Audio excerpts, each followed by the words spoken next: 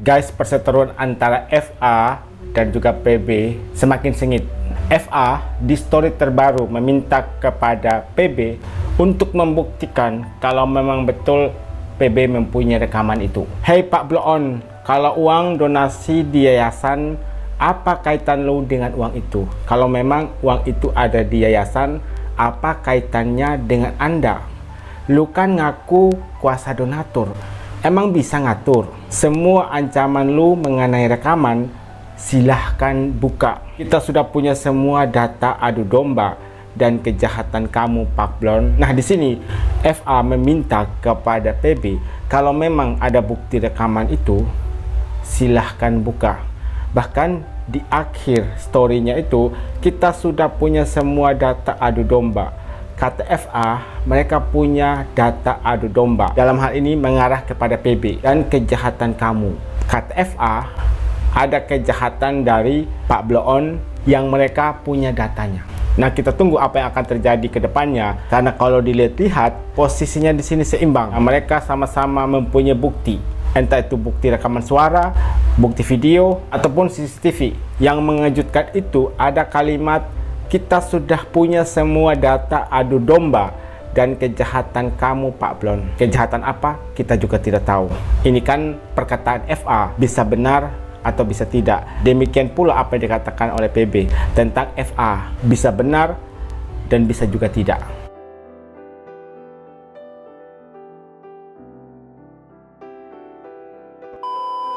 Kemudian dari PB, ini mengunggah story lagi nih.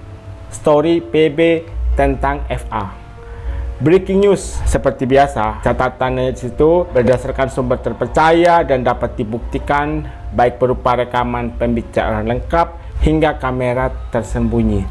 Nah, di situ isi percakapan antara FA dengan salah satu tim kuasa hukum AS tanggal 28 November 2024. Percakapan itu tepat terjadi tanggal 28 November 2024.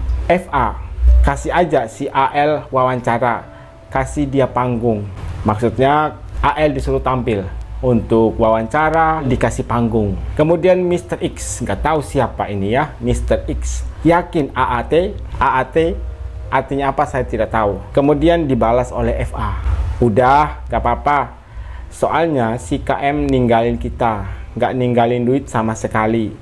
Kalau ada AL kan dia bisa kasih sedikit-sedikit ke wartawan-wartawan. Kemudian direspon oleh Mr. X, tapi dia kan belum ada kuasa, maksudnya belum memiliki kuasa untuk menjadi pengacara hukum dari Agus. Kemudian direspon oleh FA, nanti kita suruh AS tanda tangan kuasanya biar selanjutnya dia yang lawan mereka.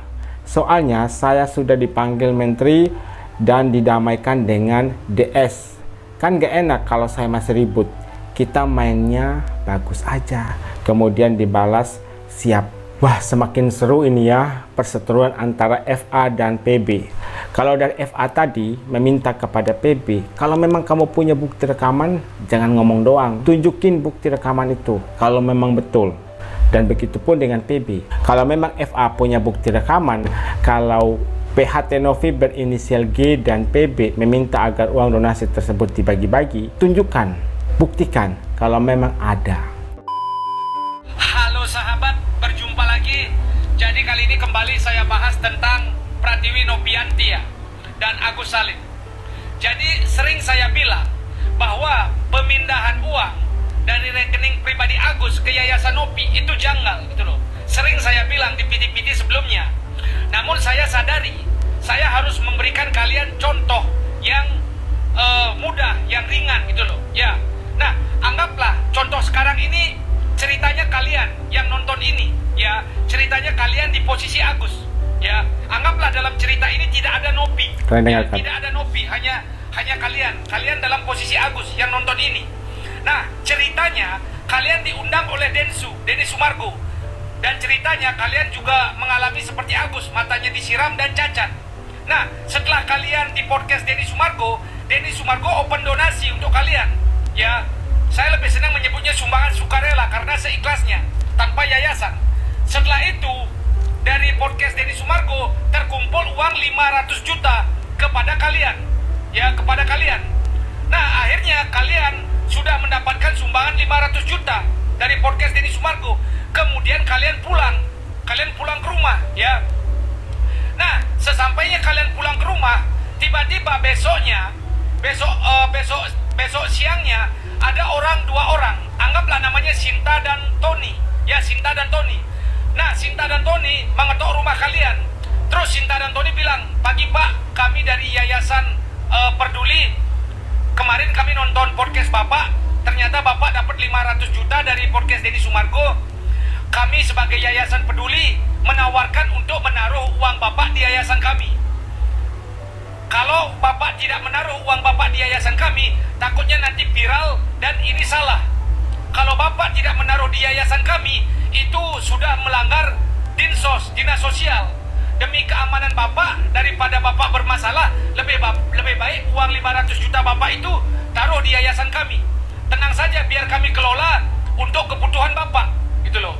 Jadi dua orang ini yang mengaku dari yayasan ini tiba-tiba datang dan mau memindah uang kalian. Nah, kalian tentu merasa janggal karena kalian ketakutan, kalian pindahkan ke yayasan mereka padahal kalian nggak ada hubungan dengan mereka sebelumnya, ya kan? Nah, setelah pindah datanglah seorang pengacara ke rumah kalian. Kalian curhat dan ternyata salah. Kemudian kalian laporkan dua orang itu yang mengaku dari yayasan itu, si Sinta dan Tony itu. Jadi masuk akal. Nah, kalau begitu contohnya masuk akal. Sementara dalam kasus Nopi ini terlalu banyak drama gitu loh. Ada yang hutang jasa balas budi gara-gara Agus minta tolong ke Nopi. Terlalu ribet padahal sederhana. Sepertinya abang ini adalah salah satu pendukung dari Agus. Dan itu hal wajar gitu ya. Pasti ada yang pendukung Tenovi, ada juga yang pendukung Agus.